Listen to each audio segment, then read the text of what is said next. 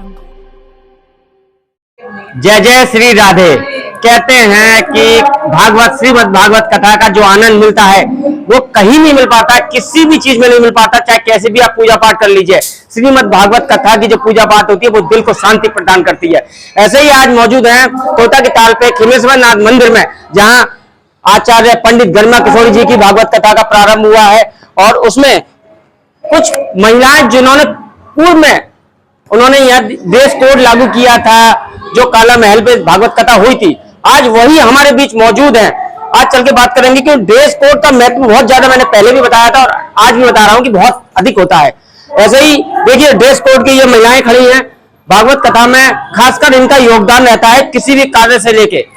आज इनसे चल के खुद पूछेंगे आज यहाँ पे आए इनको कैसा महसूस हो रहा है। जय जय आपका इस भागवत कथा में स्वागत है।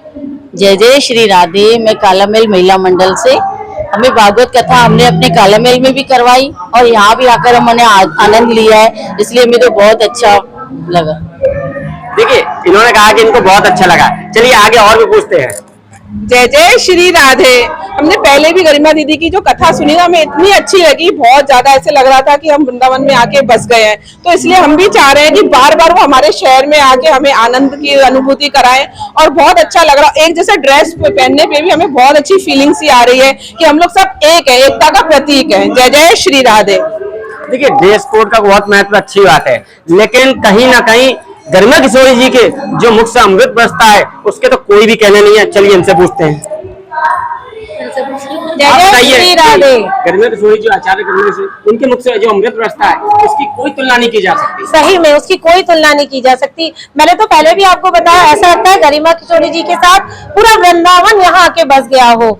और ये जो ड्रेस कोड है काला महल का, ये हमारी एकता का प्रतीक है और ये एकता हमारी हमेशा बनी रहे, यही हमारी बप्पा से और कृष्णा जी से प्रे है। जय जय श्री राधे। देखिए एकता में बहुत शक्ति होती है, ये बात तो हम सभी मानते हैं। इसलिए क्योंकि देखिए एकता इस तरीके से होनी चाहिए, जब भी हम यहाँ मौजूद होते हैं इन लोगों को देखते हैं कहीं ना कहीं दिल में एक शांति और एक ऐसा लगता है कि हाँ कुछ होना चाहिए सब भागवत कथा में। जय जय श्री राधे।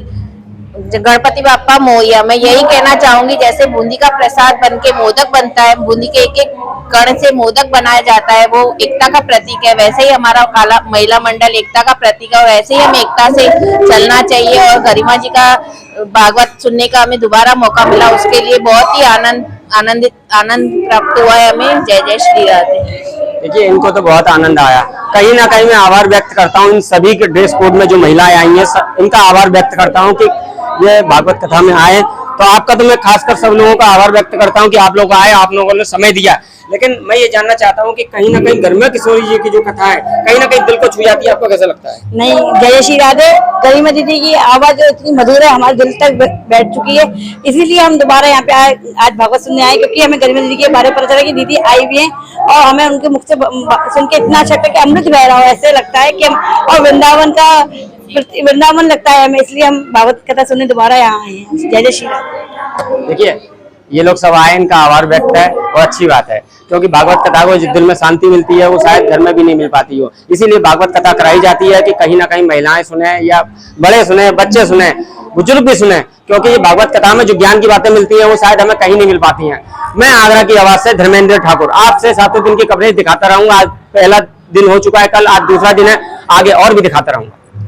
गणेश पांडाल खेमेश्वर नाथ महादेव मंदिर तोता का ताल आगरा में चल रही श्रीमद् भागवत कथा ज्ञान यज्ञ के दूसरे दिन गुरुवार को कथावाचिका पंडित गरिमा किशोरी जी द्वारा शुकदेव जन्म, परीक्षित श्राप और अमर कथा का वर्णन करते हुए बताया कि नारद जी के कहने पर पार्वती जी ने भगवान शिव से पूछा कि उनके गले में जो मुंडमाला है वह किसकी है, तो भोलेनाथ ने बताया कि वह मुंड किसी और के नहीं बल्कि स्वयं पार्वती जी के हैं।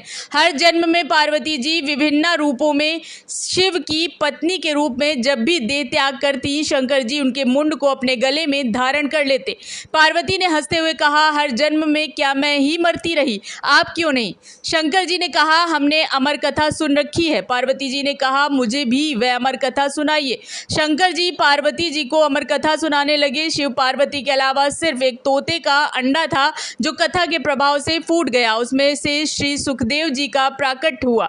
कथा सुनते सुनते पार्वती जी सो गई। वह पूरी कथा श्री सुखदेव जी ने सुनी और अमर हो गए। शंकर जी सुखदेव जी के पीछे उन्हें मृत्युदंड देने के लिए दौड़े। सुखदेव जी भागते भागते व्यास जी के आश्रम में पहुंचे और उनकी पत्नी के मुंह से गर्भ में प्रविष्ट हो गए। 12 वर्ष बाद श्री सुखदेव जी गर्भ से बाहर आए। इस तरह श्री सुखदेव जी का जन्म हुआ।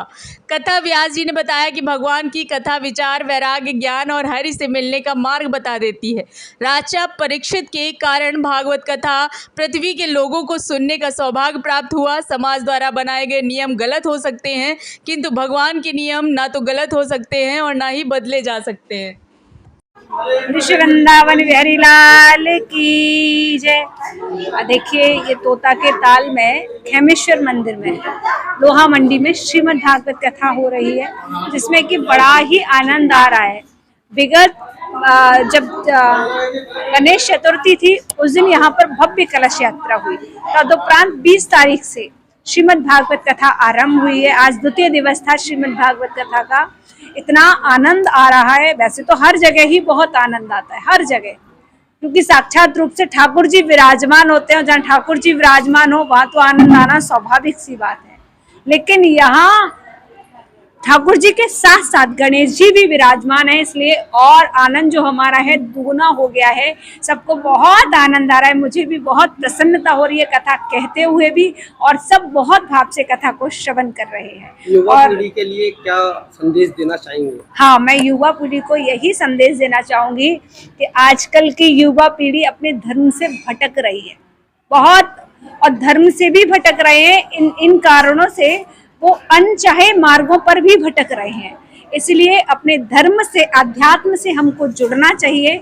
जब हम भक्ति के मार्ग से जुड़ेंगे तो हमारे जीवन में कितनी बड़ी भी परेशानी आए, कितना भी जीवन में कठिन समय आए, ठाकुर जी उस समय को इतने इजीली निकाल देते हैं कि बड़ी से बड़ी जो कठिनाई होती है, बड़ी धीमी से, बड़े ही आराम से निकल जाती है। और हम जो भी हमको चाहिए ठाकुर जी हमको सब देते हैं। इसलिए ठाकुर जी से मेरी यही निवेदन है कि आप सबका, मेरा भी, सारी युवा पीढ़ी का, सब ठाकुर जी से जुड़े और भक्ति के मार्ग पर आगे बढ़ते रहे। राधे राधे, जय श्री राधे।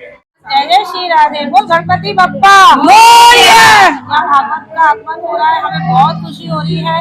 ऐसा लग रहा है कि गरिमा दीदी के साथ यहाँ वृंदावन खुद चल के आया है, और दूसरी बार हमें गरिमा जी से मिलने का मौका मिला। हमें बहुत खुशी हुई इस बात की। जय जय श्री राधे। मेरा नाम प्रियांशी है, मैं आगरा काला महल से आई हूँ और दीदी की भागवत कथा सुनने। आज भागवत का तीसरा दिन है। हमें बहुत खुशी हो रही है कि दीदी हमारे आगरा में दोबारा आई हैं, और हमें बहुत उत्साह हो रहा था कि हम दीदी से एक बार मिलके आए और उनकी भागवत सुन के आए।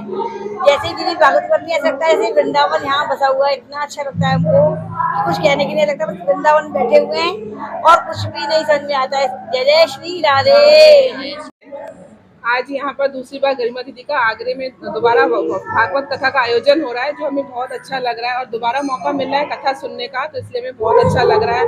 और हमारी दिल्ली इच्छा है कि ये साल में बार बार होना चाहिए, ताकि हमें भी ज्ञान मिले और हम लोग भी आगे बढ़े अपनी लाइफ में। और बहुत ज़्यादा सीखने को मिलता है भागवत कथाओं से, क्योंकि हमें ये जरूरी है हमारे जीवन में कि ये मतलब हमें सुनना चाहिए ज्ञान की लहरें। और दीदी की कथा का वाचन जो है बहुत ही सुंदर और बहुत अच्छा है। राधे राधे।